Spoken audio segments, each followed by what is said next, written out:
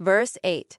And shall also carry captives into Egypt their gods, with their princes, and with their precious vessels of silver and of gold, and he shall continue more years than the king of the north. Verses 42 and 43 are analogous to this one, and notice how the mouth of the little horn will continue more years than the leader of Russia. Verse 9. So the king of the south shall come into his kingdom, and shall return into his own land.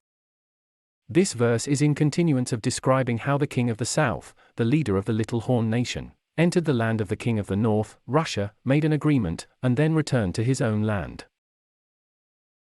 Verse 10. But his sons shall be stirred up, and shall assemble a multitude of great forces, and one shall certainly come, and overflow and pass through. Then shall he return, and be stirred up, even to his fortress. This verse is analogous to verse 6, and homogeneous to verse 31. The sons of the alleged mouth of the little horn will be stirred up, and therefore they themselves assembled a multitude of great forces against the agreement made on behalf of their father.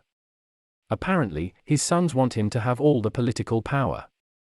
It goes on to describe how a leader of that assembly came and overflowed, and passed through, then returned to his own land and stirred up against his own fortress.